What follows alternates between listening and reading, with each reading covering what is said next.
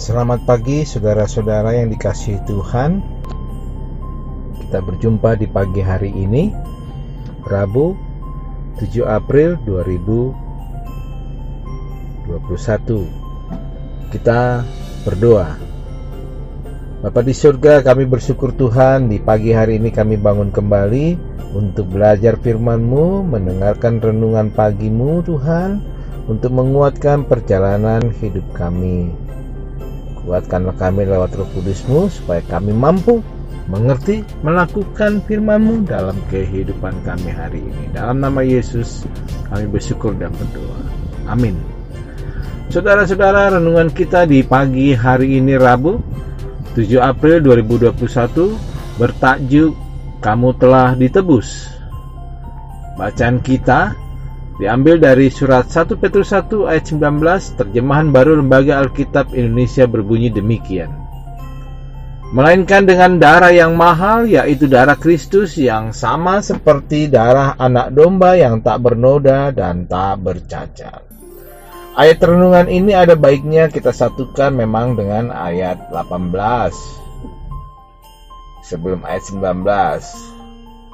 Jadi kalau kita satukan, demikian bunyinya. Sebab kamu tahu bahwa kamu telah ditebus dari cara hidupmu yang sia-sia, yang kamu warisi dari nenek moyangmu.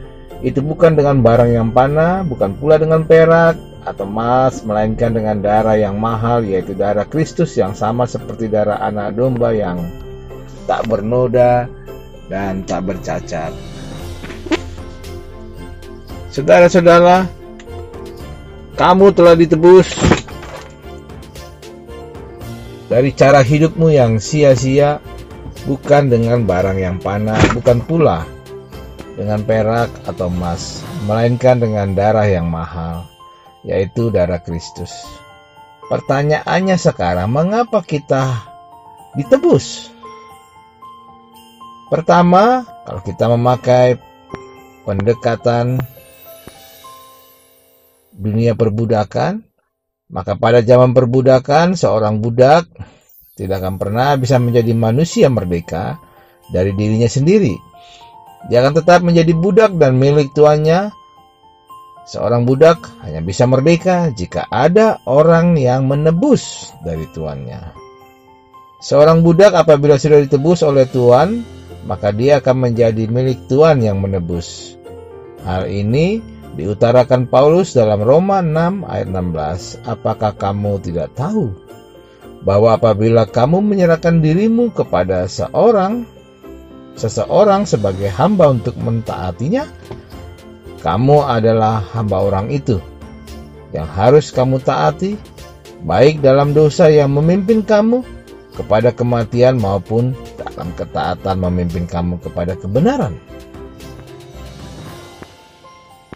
Ditebus bukan dengan uang dan perak, karena memang kita bukan berhutang emas atau perak, tetapi barang yang panah juga bukan. Kita berhutang nyawa oleh karena upah dosa adalah maut. Maka kita ditebus lewat pengorbanan Yesus di kayu salib. Dia disalibkan dan mati menjadi tebusan dosa kita. Seperti diutarakan Efesus 1 ayat 17. Sebab di dalam Dia yang oleh darahnya kita beroleh penebusan, yaitu pengampunan dosa menurut kekayaan kasih karunia. Saudara-saudara, Paulus dalam 1 Korintus 9 juga menyebutkan bahwa dia orang yang berhutang. Maka untuk membayar hutang itu, Paulus mempersembahkan hidupnya untuk melayani dan memberitakan Injil. Ada tokoh yang bernama T.B. Simatupang, tokoh Kristen di era tahun 80-an dan juga dikenal sebagai teolog Indonesia. Dalam buku biografinya, dia menyebut tentang aku orang yang berhutang. Dan dia mempersembahkan hidupnya untuk mengurus Dewan Gereja-Gereja Indonesia yang waktu itu masih bernama DGI dan sekarang bernama PGI. Di situ TB Simatupang merefleksikan penebusan Kristus, menyadarkan kita semua akan tanggung jawab kita sebagai umat tebusan Tuhan yang mengabdi dan mempersembahkan hidup untuk Tuhan.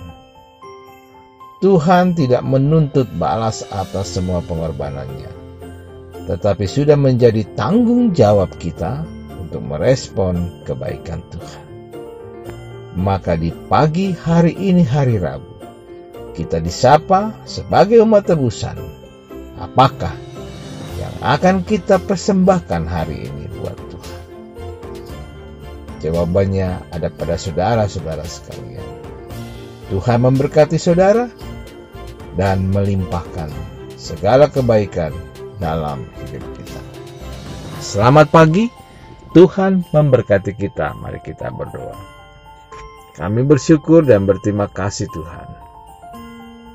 Oleh karena penyertaan Tuhanlah kami ada dan kami mau berjuang dalam hidup kami hari ini di hari Rabu. Berkatilah seluruh keluarga kami Tuhan. Berkati juga untuk pekerjaan kami, kegiatan kami, sekolah anak kami, baik yang sudah mulai tatap muka dengan diatur jarak maupun juga yang masih mengikuti online. Kami sambut berkat-Mu Tuhan, dan biarlah jamahan tangan Tuhan menolong kami untuk memperkaya hidup kami, menjalani hidup kami, menuntaskan persoalan hidup kami sehingga kami mampu melewati hari-hari kami dengan baik. Terpuji nama-Mu Tuhan. Dalam nama Yesus kami naikkan syukur kami ini. Amin. Saudara-saudara yang dikasihi Tuhan, tetap kita jalankan kehidupan hari ini dengan mengikuti protokol kesehatan dan tetap bersabar menanti gilirannya untuk divaksinasi, dan terlebih lagi dari meja redaksi Renungan Pagi. Salam sehat dan bahagia untuk saudara semua. Semangat!